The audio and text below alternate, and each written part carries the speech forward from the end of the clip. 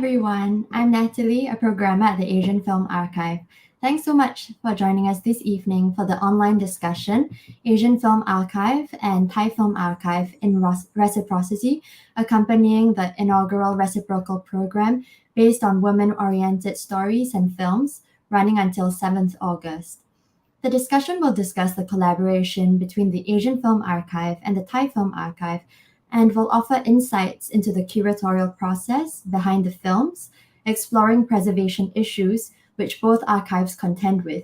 What are the complexities of preservation? How do we choose what to preserve? And how do we contend with issues of representation as well?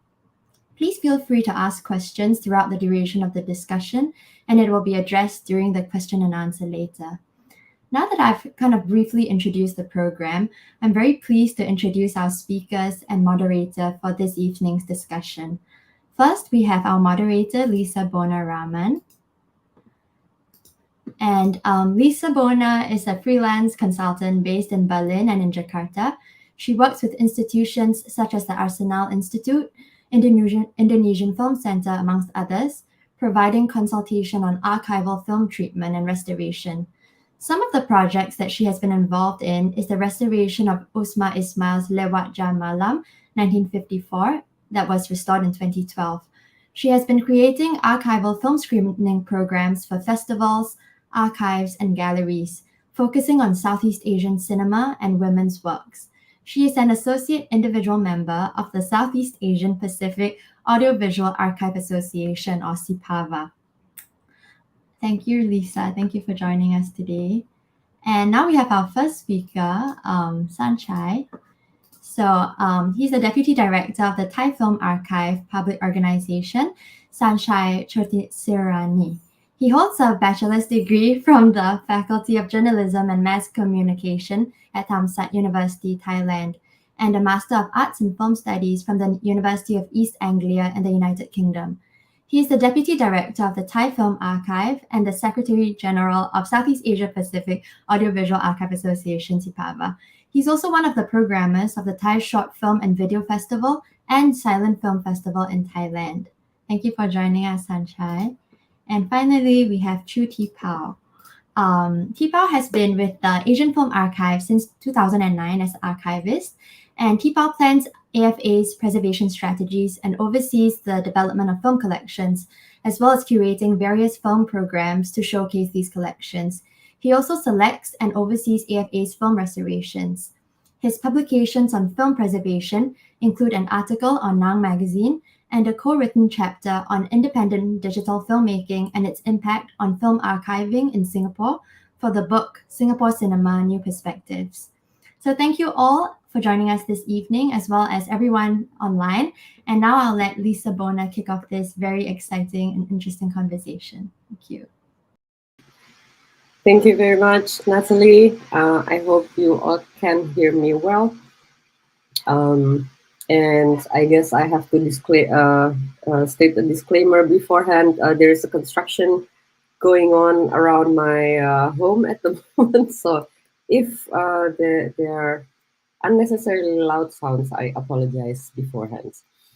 So thank you very much for having me in this series of program. It's very exciting to be part of a collaboration between Asian Film Archive and the Thai Film Archive Public Organization. And the topic especially is really interesting and also exciting for me.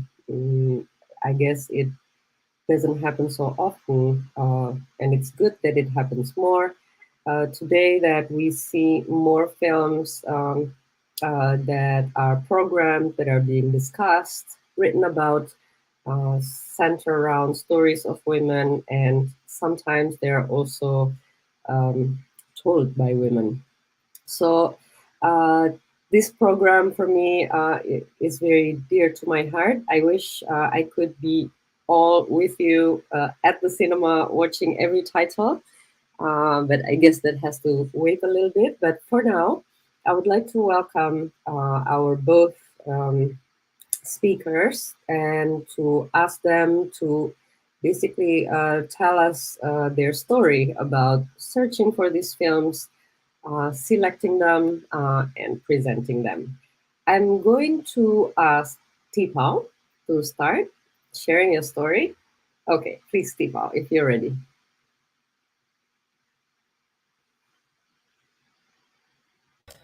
Thank you, Lisa. Hi, my name is Tee Pao, and I'm the archivist at the Asia Film Archive.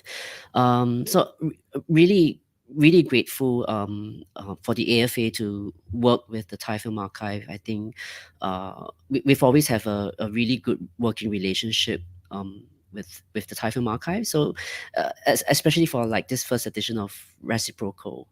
Uh, so there are a total of 16 films, so 8 from each archive. And currently, we're actually about halfway through the physical screening program here in Singapore that's showing at the Odeon Theatre. So for, I think those of you who are based in Singapore, so please do try and catch some of these films before the program concludes on the 7th of August. Because it is the first time that I think both film archives have actually come together to present a program like this. So we thought that it would be really useful and I think interesting to actually have a conversation about how we've come to decide on the theme, first of all, and selecting the films, and most importantly, to be able to use this opportunity to also highlight and discuss examples of the archival issues and challenges that I think film archives collectively face today.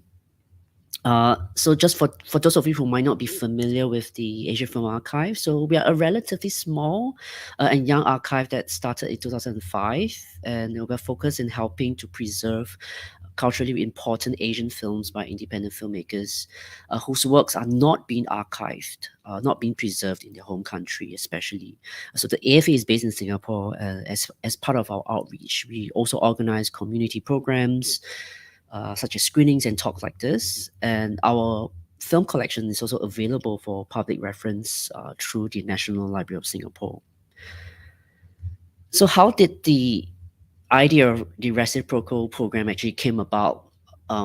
For us, so the idea actually came about when we're trying to figure out ways, the Asian Film Archive was trying to figure out ways to highlight, I think, films within our collection. They are not necessarily your newest works, and at the same time we wanted to create a platform where we could continue to foster interactions and exchanges you know between like AFA as well as together with our counterparts, I think, in the region as well. So at every film archives collection is unique, in so many ways. And I thought, this would be an interesting way for us to find out, what materials could be presented based on the theme, and to discover some of these potentially discovering some of these interesting intersections across regional as well as international film and archival moving image as well. So the title Reciprocal, or rather the word Reciprocal, we came up with this title because it means so many things. I think especially for a film archive, could mean a lot of things. I mean, specifically, in this case, it's how two institutions could work together and do this kind of exchange of works of films with our respective collections. But it also could reflect the kind of relationship archives hope to foster with our film communities, for them to continue supporting and advocating the work of film archives, in preserving their works. And also it could also be the relationship with stakeholders as well, with film scholars and researchers who utilize our collections and recontextualize them into knowledge, and at the same time establishes the sustainability of archives itself. And because the idea at first was actually a bit conceptual at that time. Back in 2019, which was before the pandemic, I remember. And I mean, we knew that we wanted to work with the Thai Film Archive because of the way they have been promoting their own film collection, and also Sanchai at that time being very open in initiating ideas, for this inaugural edition, especially. So the discussion actually started way back in 2019, before the pandemic actually started. It actually went on for like, over the pandemic, before we actually got the chance to actually finally do it this year. So during the period, we actually spent a bit of time thinking, what kind of themes, or what kind of subject matters, or perhaps what kind of, do we want to do like a director focus, or the kind of films that we're looking at, that we could base the selections on. So, but what we both were very certain about at that time was that we really wanted to pick and highlight films that are lesser known, and could also bring the conversation back, I think, to preservation, to discuss about preservation itself. So I think when Sanchai proposed that, we could present, women-oriented stories, as well as films that depict female representation in cinema. So it was something that we were very excited about, to see, what we could both find in our respective collections, without actually knowing what each other has, or each other has chosen as well, because we didn't really put in, a whole lot of constrictions, I think, in terms of the kind of decade or the era of films that the film needs to come from as well. So I think this is really essentially how, the idea came about. So to start the conversation, we actually each have some time to talk about the selections. So the first film from AFA is Pantry, which is a Singapore Malay film that was produced by Shaw Malay Film Productions in 1956. So this is a film that the AFA restored, digitized and restored last year, in fact, using a sole surviving 16mm print.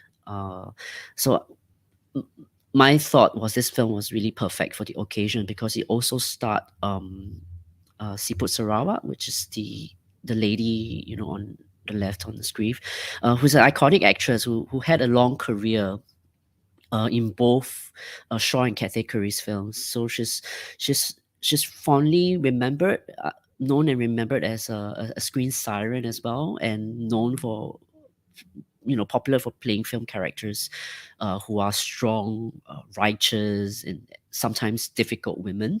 So in Pantry, she played a traveling troupe performer who has no desires for marriage, but eventually she falls in love with a man who attempted to rob her home. So that there are actually not many Shaw Malay films that survive on film today. So this is really this is the one title that actually stood out, because it was one of the very few prints left that remained intact, and something that we were able to unwind in its entirety as well today. Next, we have Aku Mahu Hidup, which is a 1970 Singapore categories Malay film. So Aku Mahu Hidup was one of the last films that was produced by the categories film studios before it closed in 1972. So the director Emma Min was also categories most prolific directors, having directed nearly 30 films in the span of 10 years. So just like Pantry, the first film from what I mentioned, the AFA restored the film using a sole surviving 16mm print as well from our collection. So the categories, which is part of the categories Malay classics. So this is just an image of how the collection actually looked before it was previously stored in a warehouse, before the archive actually took over and collected the reels for preservation. So it is currently still the oldest Singapore film collection with films dating from 1958 to 1973.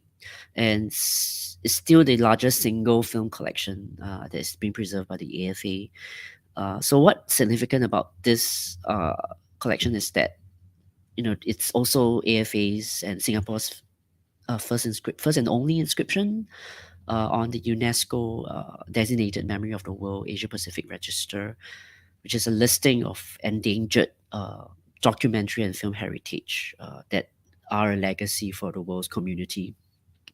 So the film itself is actually about a young woman who was forced into prostitution by her stepfather, and the narrative focused on her desire for respectability that may be read as a feminist concern regarding women's access to civil society at that time. So the adoption of like the subject of prostitution itself, and like the treatment of the subject matter of how it was perceived at that time was really quite interesting, and really illustrated the sort of progressive social consciousness, I think, of in especially when the studio era is actually ending, of 1970s Malay film. So interestingly, the film was written by Rajendra Gore, who's a Singapore director, a pioneer of early independent short filmmaking in Singapore, who, after he's written the screenplay for Aku Mahu Hidup, he actually went on and produced Singapore's earliest short films that actually address the question of women's role in the family as well as in society. Next, we have they call her Cleopatra Wong, which is a 1978 transnational film involving producers from Philippines, Singapore, as well as Hong Kong. So the character Cleopatra Wong was played by Marie Lee, who's a Singaporean actress who actually went on and starred in 2 more sequels as the title character. So she's an Interpol agent. Cleopatra Wong is an Interpol agent who teams up with her Filipino counterparts on this dangerous mission or quest from Singapore to Hong Kong, and then brings her back to Manila, where they try and fight, where they locate and try and fight the counterfeit rings headquarters who are producing counterfeit currency in ASEAN. So the original film elements of this title have been destroyed because they were in such bad condition back in in the early 2000s. And initially we thought that they are no longer film elements for us to work with, until we actually made a call through the International Federation of Film Archives, which both the AFA and the Thai Film Archive are members of, and found out that there are actually several foreign prints that are residing in a number of film archives in Europe.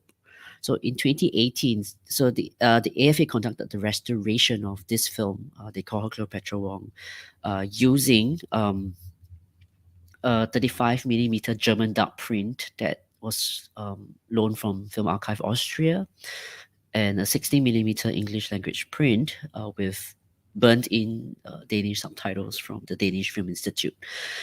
So the film itself is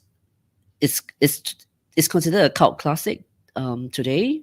Quentin Tarantino himself actually cited this film as one of his main inspirations for Kill Bill.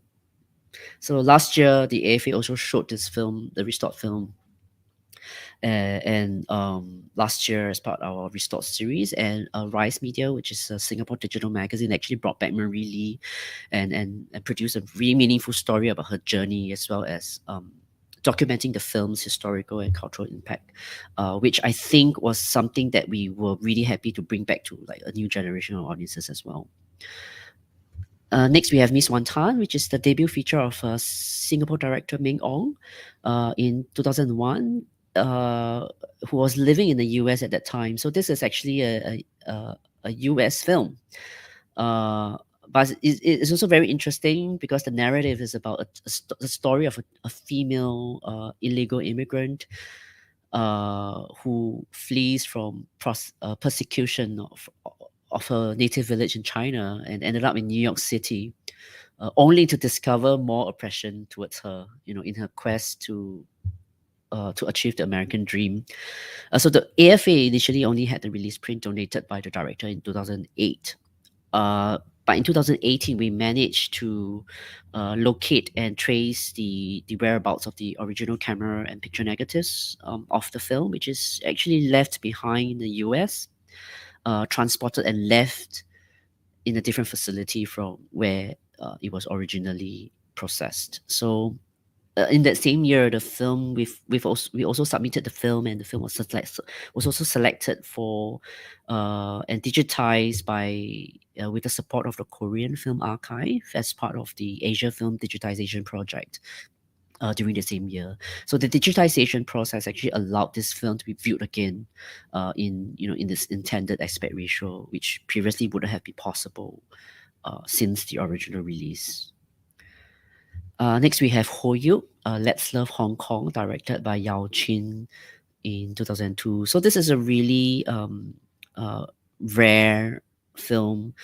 And Yao Chin, she is a poet. She is also a book author, video artist, and also a film scholar as well today. And this film has often been referred as like the first Hong Kong film that depicted female desires in Hong Kong as well, in modern Hong Kong, and how the characters uh, you know I the behavior evolved with the changing landscapes within Hong Kong as well. So this is really an interesting case study, as Yao Chin herself made several short films as well as documentaries, but her works, which were in a combination of both video and film, were not being preserved at that time. So I think, and it was something that the Asian Film Archive helped to collect and also preserve in 2020 itself. Next, we have Fit and Bao, which is an important documentary that retraces the history and stories of the female teenage soldiers of the Long March in China that happened in 1934 to 1937. So what's interesting about this film also is how the film is being told from the perspective of this female journalist, who is also discovering her own roots and also her identity as a woman living in modern China today. So Fit Unbound is the debut feature documentary by Singapore director Ng Ki Jin. Next, we have Malaysian film My Daughter, made in 2009. So interestingly, this was also the first Malaysia film that I've seen when I first joined the AFA, I think in the same year. So this is kind of close to my heart, this film. So, and there are also very few contemporary Malaysian feature films by female directors as well, aside from the late Yasmin Ahmad, and also filmmakers such as Tan Tri Mui, who was part of the Malaysian new wave of the independent film movement. So set and filmed in her hometown in Malacca, and about the turbulent relationship between a mother and her daughter. The film is Charlotte Lim's debut feature, which was reportedly highly praised by the late Iranian director Abbas Kiarostami, who actually chaired the jury that awarded this film the jury prize at the Marrakesh International Film Festival during that same year. Last but not least, we have Hush, which is a 2016 film co-directed by Indonesian director Jana Mai Sayu and Singapore director Khan Loom. So the film follows an aspiring singer, Cinta Ramlan, from Bali, who travels to Jakarta, in search of success. So what's fascinating to me about this film is how it's presented as a documentary, or rather a mockumentary. And though the actress Cinta Ramlan is actually playing herself, and her stories are fictional, but yet they are also based on and inspired by true events that were happening, I think not just in Indonesia, but around the region. So in her journey, she expresses about her failed relationships, about empty sexual encounters, that exposes matters and foundations for discussions pertaining to women issues. Like I said, not just in Indonesia. And so there you go, the 8 films from the AFA collection. I'll now pass the floor to Sanchai. Thank you so much, Tee Pao, for an interesting introduction and a walkthrough to the titles that you chose for Reciprocal program. Now, I suppose let's hear the other side of the reciprocality. Sanchai, are you ready? Yes. Thank you Okay. so much, Lisa. Yeah, and Thanks. thank you, Tee Pao, for a really good introduction. And first of all, my name is Sanchai, the Deputy Director of Thai Film Archive, and I'm very honored to be on to talk today. And also, of course, one of my things I have to express my gratitude to the Asian Film Archive and Tee Pao, especially to initiate the wonderful collaboration with Thai Film Archive. And yeah, like Tee Pao said, we have a really good relationship, and this is uh, the outcome of a long relationship between the Thai Film Archive and the Asian Film Archive. Thank you so much on that. So yeah, Tee Pao said the history on of the program, right? I mean, it began in 2019, that before the pandemic, and I remember at that time I proposed like two programs in my mind, like Thai Master or Alluri Woman, something like that. But if people remember that time, the Asian Film Archive just finished the program with the Korean Film Archive and to present faces of Korean women. So we thought, okay, we drop a woman because we just do a woman thing. So maybe we do something else. So that's why we changed the topic to something else, like career defining film, something like that. But because of pandemic, so we have the program, the collaboration has to postpone. Uh, so early this year, when Tee Pao approached me again, and I still propose that, oh, let's do woman-oriented story in Thai film uh, program. And yeah, there might come question why I still insist to do this kind of program. So I would like to say about that reason for it. First of all, there are some reasons that why I insist to program women in Thai film. Firstly, years ago, Thai Film Archive was once questioned by a German professor who visited our museum about the invisibility of women in our permanent exhibition on Thai film history. Although Thai film has been dominated by male filmmakers and crews, we have had female producer, actresses, of course, and crews too. The professor questioned me about the Thai film archive policy to make an effort to present the gender inclusiveness in Thai film history narrative. Her question woke me up and has still in my mind ever since.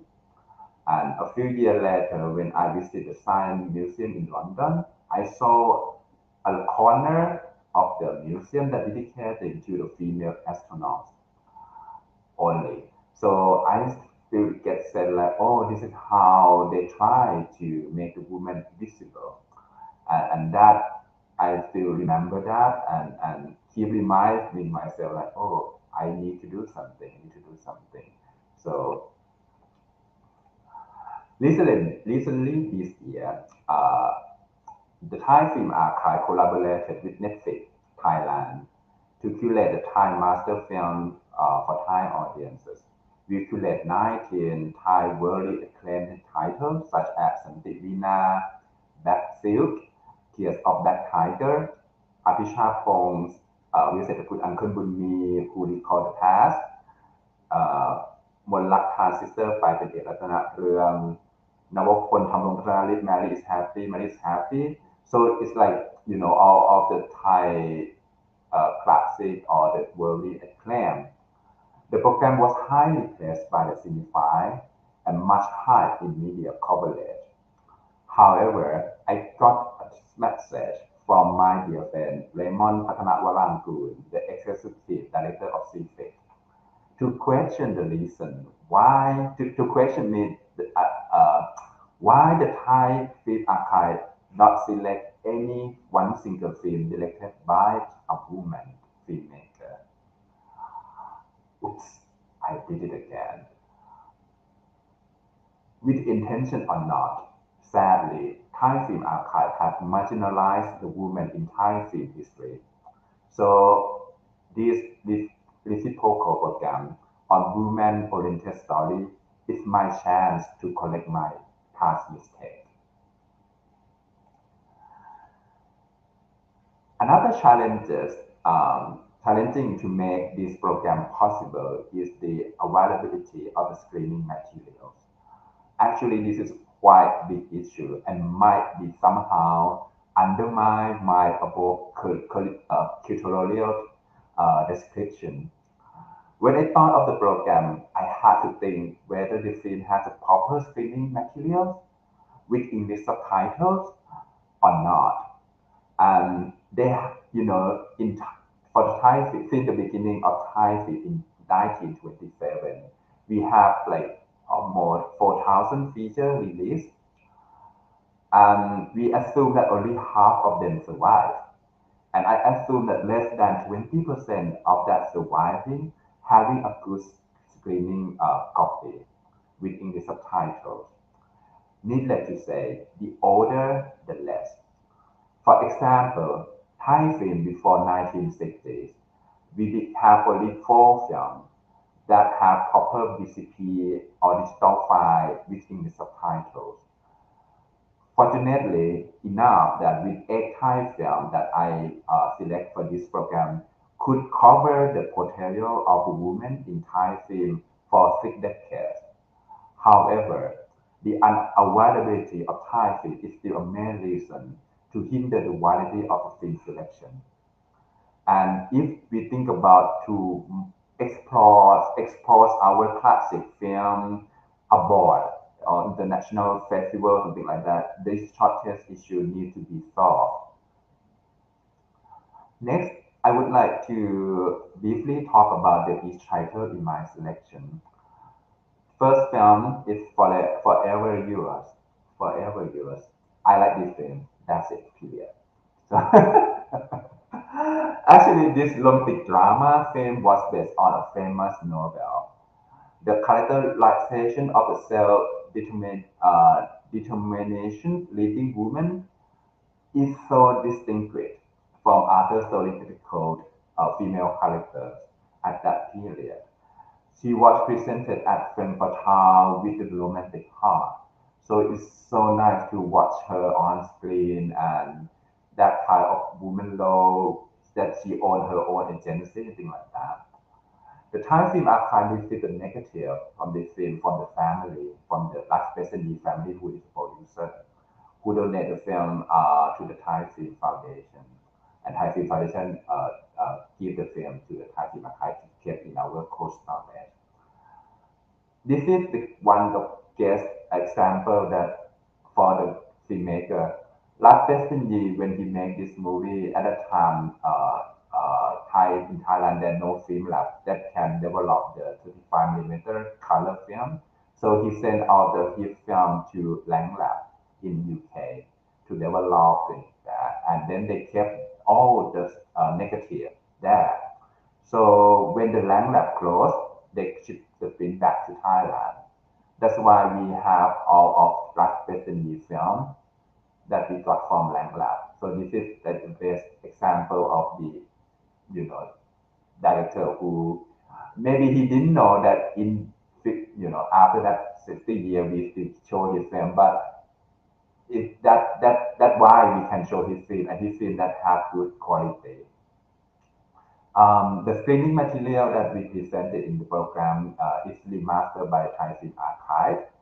Uh, yeah, you may not, if you watch the film, you may notice that there are some blue color in the film, which I guess might be caused by the detonated negative. So now we're trying to fix it. And this is so far the best thing we can do just this, but I believe that long in next year future, we can make it better and better.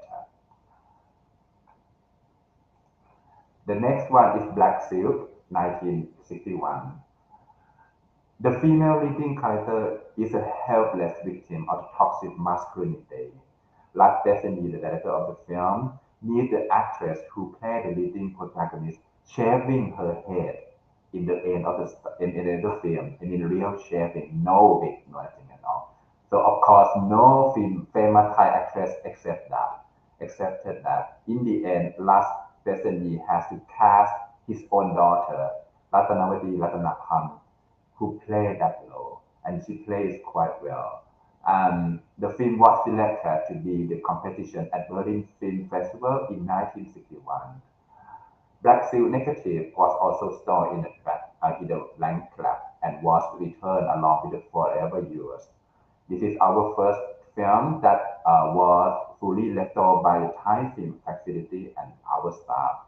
I mean, we used to do the restoration, but we hired the Imagine Tovata do that for two films, Santelina and The Scar. And then we start, okay, we need to, it's our goal that we need to develop our staff, our resources to do the fully restoration. And this is our first film that we did that. And the restoration has been completed in 2020, and it's our achievement that the restoration was selected into Crown Classic. Next one, Bar 21, 1978. You may have noticed that from Black Seal to Bar 21 is 17 years. It's a long year gap. Why no any film in that year have the woman oriented? Actually, that period there are many interesting titles that focus on women's life, and such as Tone 1970, Hotel Angel 1974, or many 16 millimeter melodrama from 1960 to 1970s. But the unavailability of the screening material, that's a problem. That's why I cannot select those interesting films to present here. So that's why we have a long gap, 20-year gap. So back to Bar 21. This is a musical Thai film. Rarely have a musical actually, but this is one of the rare things. Adapted from the play The Respectable Pursuit by Chong Paul Sa. The musical scene was obviously influenced by Bob Frost cabaret. The film does not focus only the gender of the victim, but the class. The poorer is always the victim of the richer. So this is very classic things, and I really love the film. This film belongs to the Five Star Company, which one of the very important Thai film company in 1980s. They have a very good catalog, which have digitized and done English subtitle. So when I select the film for any program, we have to think about the program. I always look at their catalog and check with them about the availability of the materials. Lisa may remember this company because you contact them for the very beautiful film Butterfly and Flower, and that's the same the same team that will do Bar 21. Next is Bullard. Bullard is 1985. Bullard was based on a popular novel, which used to be one of the requisites leading for the high school student in Thailand. It portrayed Thailand during the Vietnam War. The GI Army base in Thailand. Many Thai women worked as the rent wife for American GI. The heroine was portrayed as a good woman who doesn't want easy money but work hard to earn money herself and earn love from the GI soldier. It's just a classic thing, and the film is also belong to the Five Star Company, so that's why we got the remastered digital file with the English subtitle. Yeah, it's quite nice because I think now Cold War uh, story is become like a big trend for the Southeast Asia. This film is one of the Cold War effect. I think if you can live in that way as well. And actually, the Cold War effect in Thailand, one of the main effect is about the woman who have to pursue herself to satisfy the American GI, or there are some wife become a legal wife. That's their dream to become a legal wife of American GI and move to America. So that's kind of dream that happening at that period too. Next one is Whatever I Don't Care. This film that directed by the same director of the Bar 21. He was lucky enough he's still working nowadays. He's quite old, but he's still active. The film that set during Thailand economic boom. female protagonist as an ambitious advertising executive meets a male hustler who struggles at the bottom of society. That difference in class, social status, and intellectual intellect couldn't be wider. The film casts a long look at the Thai society at a time when the trauma of the past still linger amidst the promise of brighter future. The relationship between a working woman and a male hustler is so progressive. And if you watch the film, you can see that mm, you cannot see this kind of film in that period before. And I think this is quite daring story to portray the relationship of these two characters in this way. And yeah, it also has some political subtle in the story because the heroine that one haunted by the one of the very important political uh, situation in Thailand. And yeah, I think it's quite nice to watch the film. The film was selected as the National Registry of Thai film last couple of years. So the film archive scanned the print and do the digitize the film and do the English subtitles. So next one is 69, 1999. The 69 is like a sequel of Whatever I Don't Care in terms of the context of the economic, because whatever I don't care is about economic boom in Thailand, but the 69 is about the after the economic boom or Tom Yam Goong crisis. The film portrays the office woman who is fired from a company during Tom Yam Goong financial crisis in 1997. Then her life falls into a gangster chase and crime. This film is by Pen Ratana Reung, who has always cast the very famous actress in the interesting female leading roles in his film. The woman character in Pen film actually can be academically researched or do our study. I'm quite sure you might come up with a lot of interesting things with this story. But and the movie 1990 in Thai film industry at that time, the dominate, of course, the story is always male dominated, so less film like about the woman. So when Ben Egg come with this kind of story, I think it's very good role for actress to can present her talent. And the leading actress Lalita Panyopa, she like a princess of the TV drama. She always play a princess or high class character. So when she played this role, she like a everyday woman life. And I think that's so nice to watch her in that way.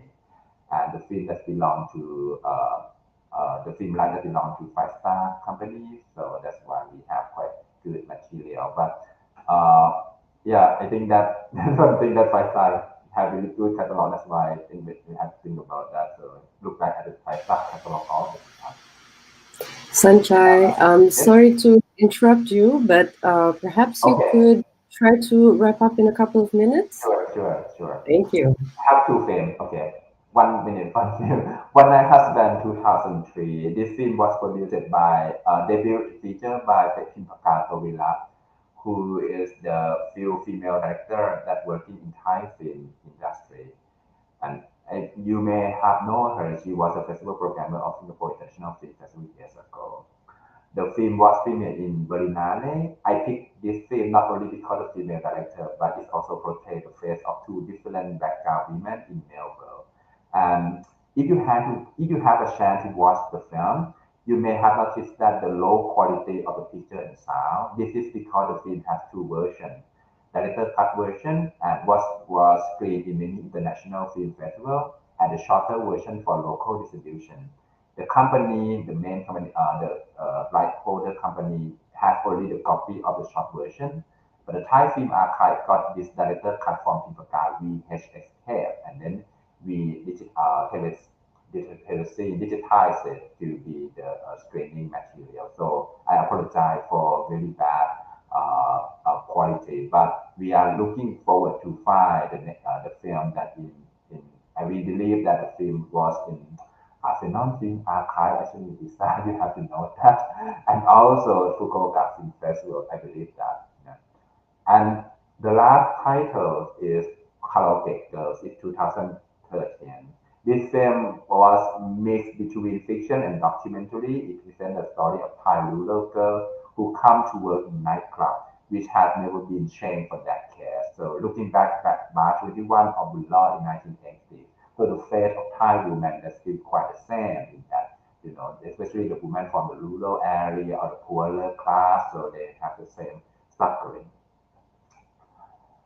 And this is my selection, which I hope that can enrich a dialogue about Thai film history and will bring the woman from the margin of the main narrative of Thai film history to the main narrative.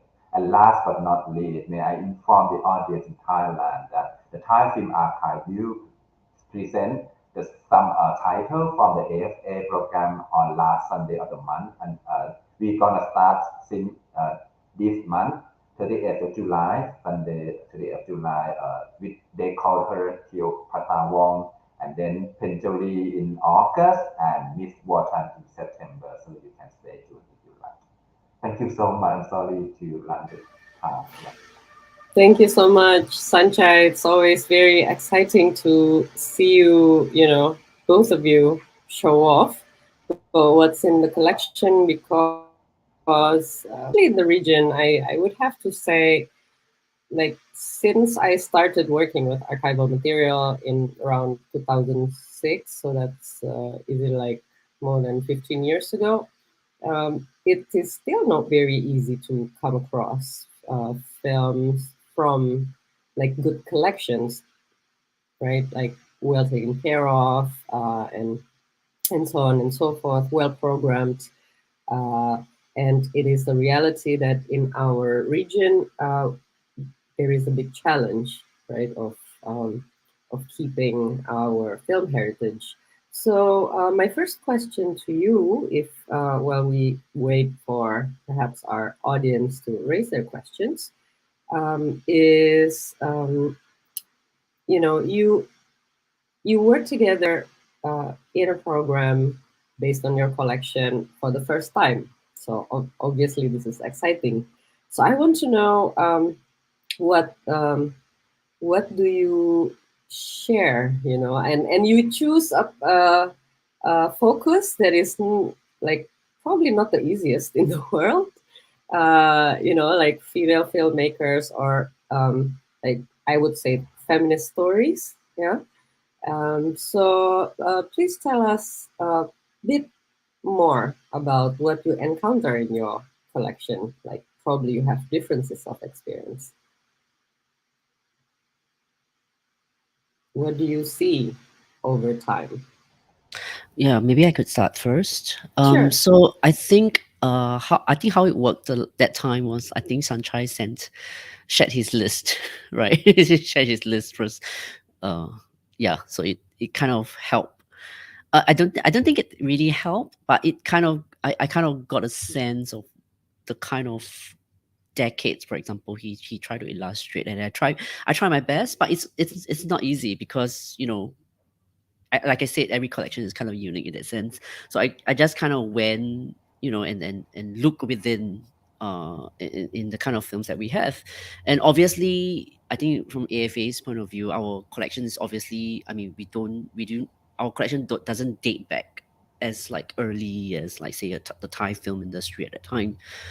And so it was a bit more challenging because I think our collection itself is also, I think, largely a bit more contemporary, from like 70s onwards and things like that. So it was very interesting because I started like reading the synopsis of that Sanchai provided, and I kind of like just kind of think, the films that I've encountered, over the years, and sort of rewatch, titles in the collection, and try to make connections. Sometimes it worked, sometimes it didn't. I just kind of went with it. And this is bearing in mind that I didn't even watch the films that Sanchai provided. Like, it was only the synopsis. But I think as it went on, as I was provided with the links, to the Thai films, and I started to see strangely like that there was actually some overlapping kind of things that was going on, especially like films uh, that maybe were made in the same around the same period. You know, I mean, maybe a good example would be a film like Bar 21, right, which is really about the life of this hostess, bar hostess, and how she also yearns to kind of gain validation, right? She wants to be accepted, in like a more in the general society, which actually mirrors Akumahu Hidup, who is also like this female character who's been forced by circumstances into the profession, into prostitution, forced into prostitution, and but that there's this same portrayal of this desire to for or this concern of to be part of this society, the civil society itself, and to be accepted by people around her. So this and they make both like similar periods, except one is a black and white film, but I think we do see some of these overlapping kind of things, even with films like Bunrat, which is basically about this uh, you know, also, this kind of little wives of like GI, and then you see the Asian or like the Thai female character sort of being exploited as well by the Westerners, in the army camps at that time, and it kind of mirrors a little bit in how Miss Wantan is as well, because of how and really like the film Miss Wantan was literally also set like in the early 90s, right, where there's this boom of like Chinese immigrants as well. So and trying to achieve the dream, and then she meets a Westerner, and and there's the theme of like the female character being exploited, I think, in this manner. So I think the stories of such like female representation is really quite it really resonates, I think, between the different regions, like telling such stories, I think, and presenting them, I think, on the screen. Uh, Thank you, Tee Pao. Sanchai, anything you debated about? Like, okay, I mean, you saw a lot of similarities, obviously, but what about things that you thought, oh, okay, no, this is my darling, that is yours? I have to say that when I select a film for Thai film, I always think about the film that I love. Actually, this is one. I mean, as a programmer, if you don't like a film, you don't want to show the film, right? So I have to say that all of the eight films that I select is one that I always think about. I mean, it's a film that I love so much, and I'm really glad that I can explore it to the broader audience. And I'm not really sure, but I think some of titles maybe never be shown in Singapore. So it's like the first time Singaporean that can watch it. Like Bullard, I think Bullard not showing international before. I mean, in that period, not many Thai films that go abroad, or even Bar 21. I don't think they should go abroad. So this is a thing that I'm really glad that when we talk about the program and we think, oh, we should find some film that less exposure, and it's a good chance to present it. And I think this is a good chance. Uh, uh, yeah, and one more thing, when I listen to Tipao talk about the similarity of the story or plot or background, I feel like this is the thing that we might like, even we are the ASEAN, but we totally different background or different idea thing, and we never learn about each other and, until we have to watch the two films from each country and compare that, and we feel like, oh, actually we have something similar, and that might something that we can find out from this program, and it's really great, and it's that means the film as a universal tool that filmmaker or just playwright characters, and then they use that to portray the story. And in the end, the story that even come from each country, but it can communicate to each other, and they have some cross or maybe some different, but still something that you can communicate with or connect with. And that's thing that I think is quite nice. Thanks, Sanchai. We have the first question here from TJ Colanto. Hi, thanks for the interesting talk. I have a question. Why do you think so many of the films across so many decades portray women in sex work or nightlife? Maybe we can go to Sanchai first if you have any answers for that. Because I select that. I mean, from the of course, if you like look at the whole history of the Thai film, maybe not only film that have women in sex work or nightlife, but when we decided, okay, we want to focus on the woman oriented story, and it turned out that many films that portray women in that way. I don't know exactly the answer why, but I think it's a thing that people, I mean, general audience might interested to watch it. And it's never changed. Now, actually, and when Tee Pao talk about Mr. Wantan, I also think about there are like recent, not recent, like a 1990, like it's like you can do like a strong study, like a sub strong study about women as prostitutes. So when they portray a woman, Thai woman who as a prostitute, and then she went to be prostitute in Japan, the one film, a really famous one, and then another film that she disappeared, prostitute in Germany, and one film in Europe, in Switzerland, something like that. So it's kind of like, oh, it's quite interesting to see that why women in 1990s that portray that, but the story is quite the same. They come from the poorer class, poor family, and then they work as a prostitute, and they are too high. Good women will sentimentally back to the family, and the family will build the house, will become like a rich family and things like that. Or if she unfortunate, the family will spend her money that she got from prostitution with the waste of something, alcohol or gambling or things like that. And a bad woman will be ended her life in the end of the story. So, and I might think about that, like when we read the story about Hollywood cowboy western film, that woman can portray only two kinds: good woman or prostitution. So this is a thing that the Western strong from that. So in Thai film, when women become prostitution, it becomes the thing. I think that attracts more audience to watch it and can maybe it's like a human curious, the prostitution, they might come with the sex scene a bit, that kind of thing that might like you can say like they want to exploit a woman. And if you look at the poster of the film that have women as a prostitution, you can see that have to show that her body.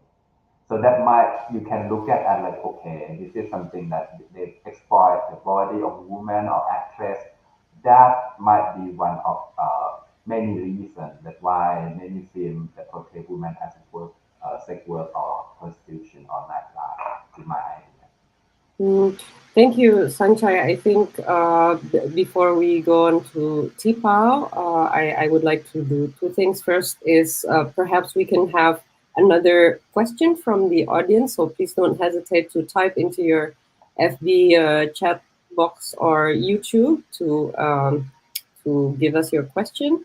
But before going to Tee Pao, I think I would like to point out that this is, of course, what TJ Polanto has brought up is a striking similarity, and it doesn't apply only to our region. It applies actually to the world. Like if we see global cinema in probably since its dawn, yeah, in the early 20th century, this topic keeps coming up.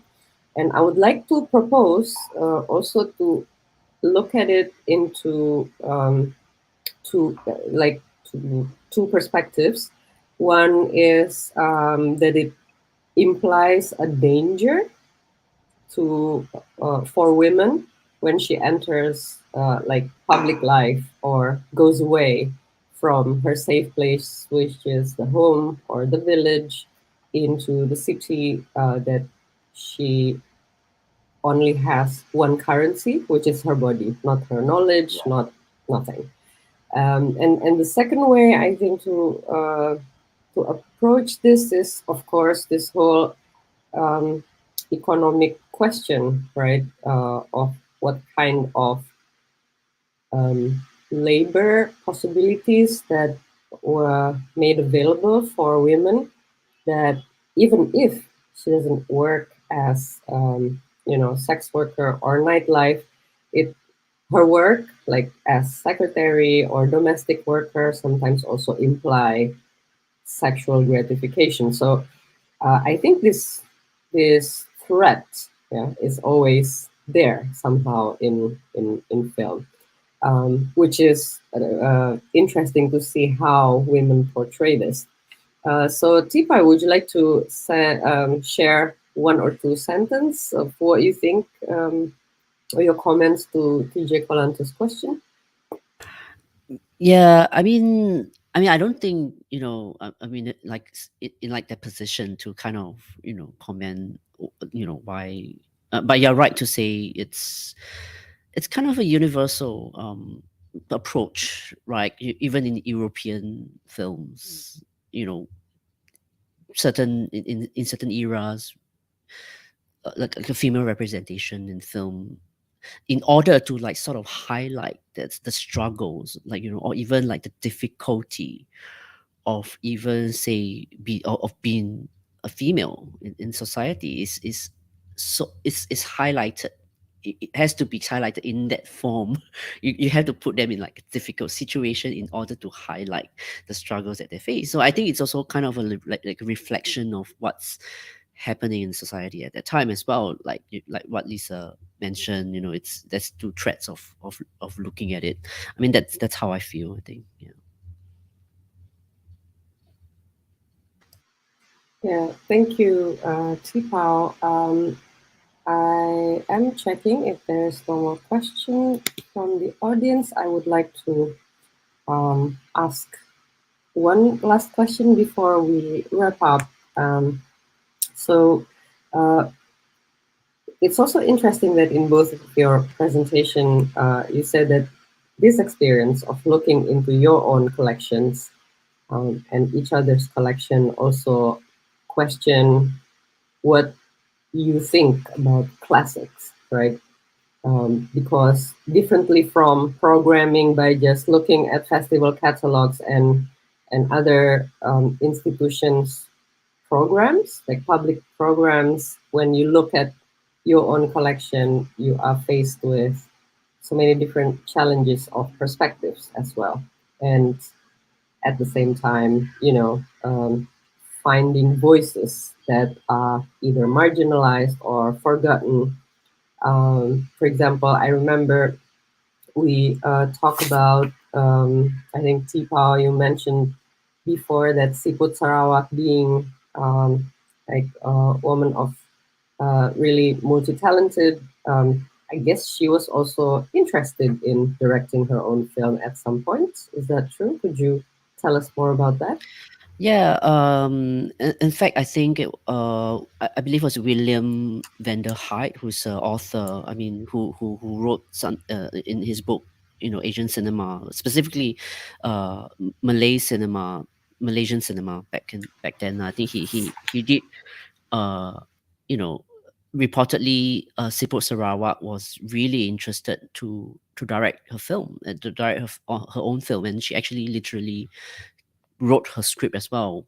And at that time, she was with Cathay Curries, and Cathay Curries was really quite supportive of the idea of like her being like this first Malay female director, of like a major from a major studio. But and they were about to like go ahead, but apparently at that time, the film union, the filmmaking union, protested against having a woman to direct the film, and in the end, that film that she eventually was credited as like a script consultant, and that the film was eventually it's a Mata Shaitan, which was eventually directed by Hussein Hanif.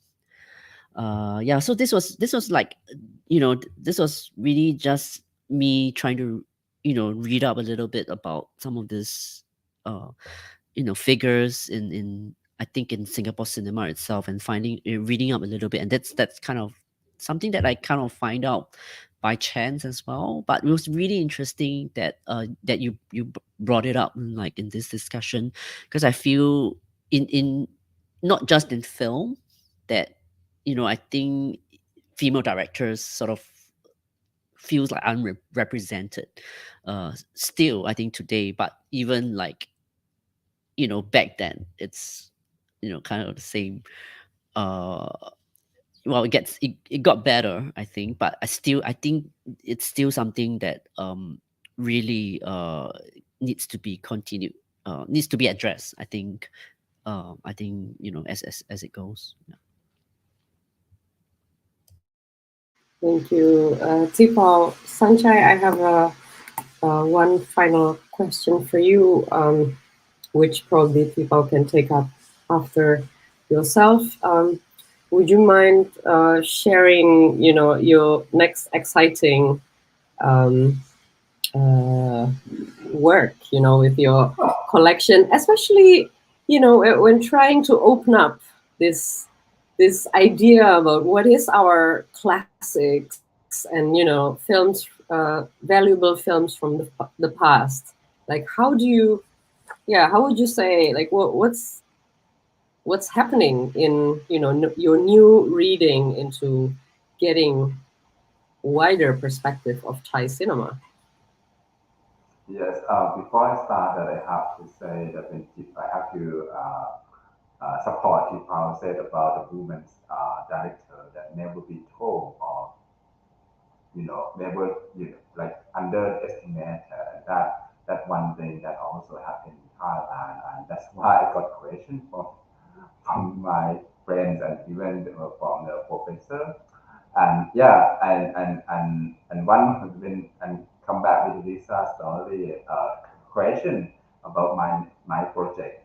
Actually, I just finished my chapter on the queer cinema of Thai film, like a history of queer cinema that be based on our collection.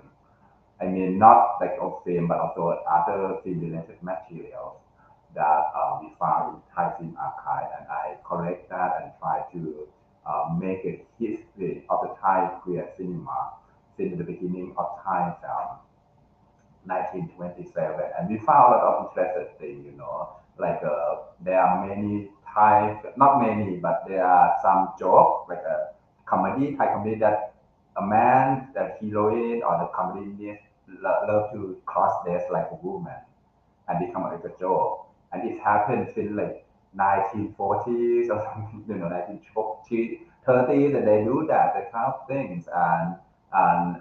But the one, there are one short film, it's called Because of Transgender. It's like 1957. It's a short film, like a mature short film. It's about a transgender who wait for his husband, his boyfriend in the bar, and then the friends of his boyfriend hang out with his friend, and then they stalk her and attract her and try to chase her. And in the end, the whole group of women chase her. A whole group of the men chase her, and then they found out, oh, she a man wearing wig. So it's quite interesting to see that how queer sexuality is playing around that in that era.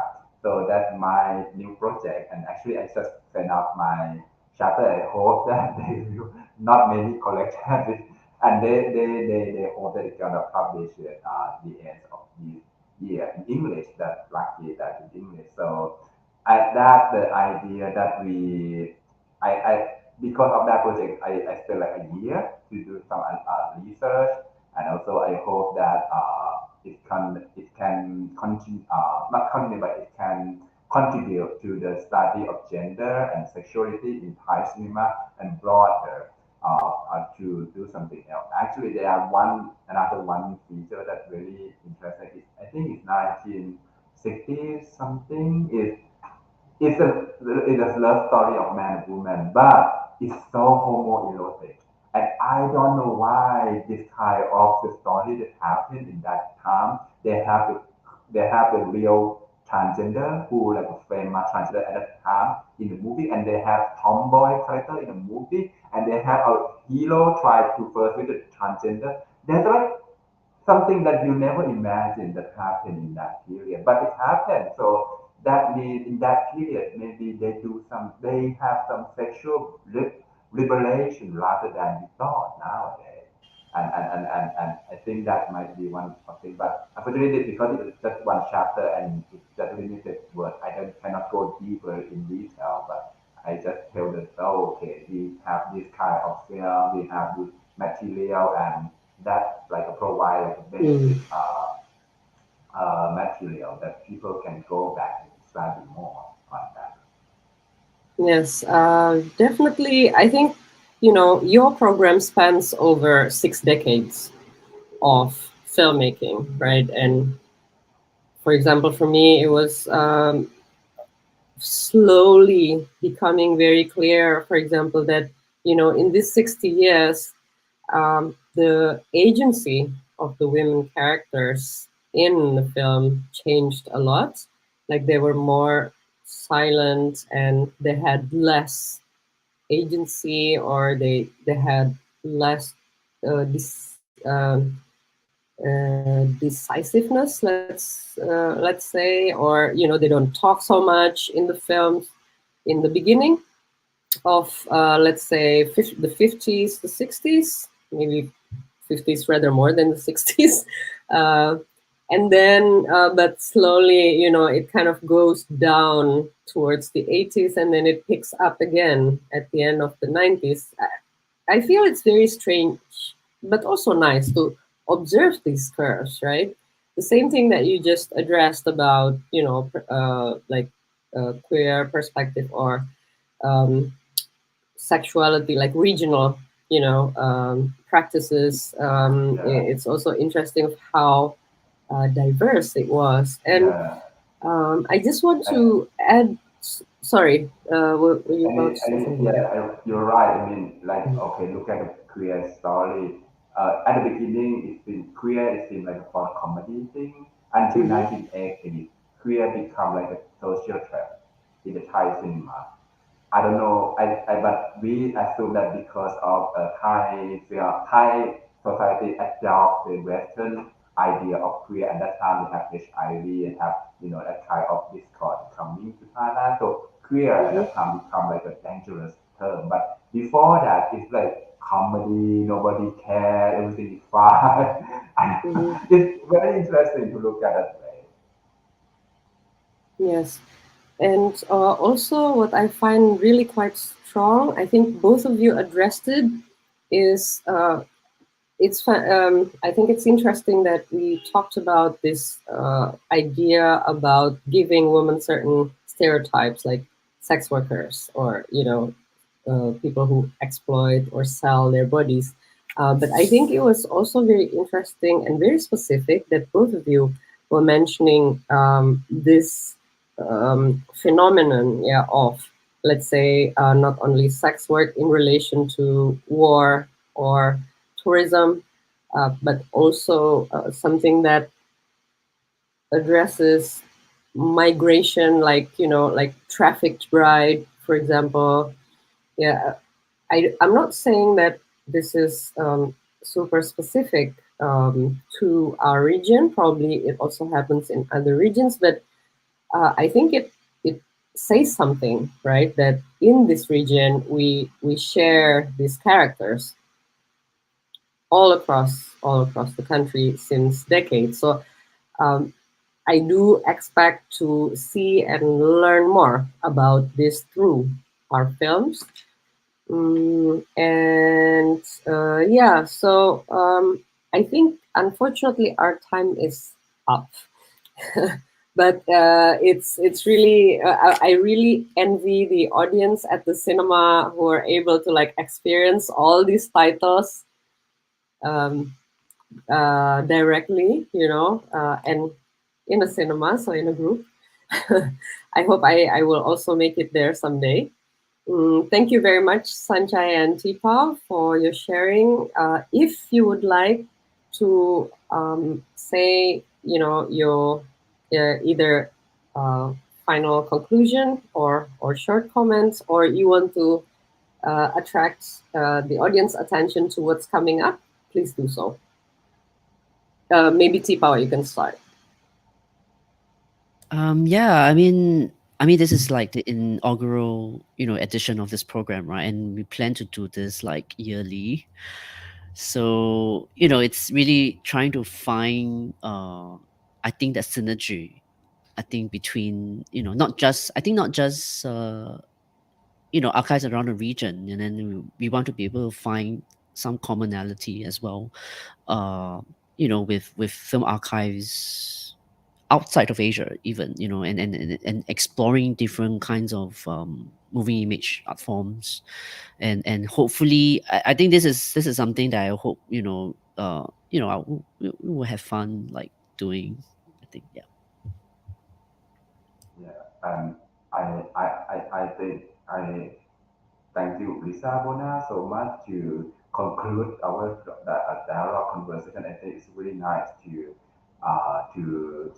the story, to present this kind of movie in theater, of course, and also to enrich the dialogue about the woman in the actually, and not Thailand, but also Singapore and Asian perspective, and and if we can brought not only Thailand or Singapore, but Indonesia, Philippines, I think Philippines, there must be a lot of interesting issues coming up and a lot of similar and crossing between all of us about the woman portrayed in the movie, and also a fate of a woman director in the hit industry must be one of the things that we can talk or study or presented like a lot, the days that never ending. Thank you so much, and this is a really good chance to talk with you guys. Thank you, Sanchai, and thank you, Tee Pao. Just one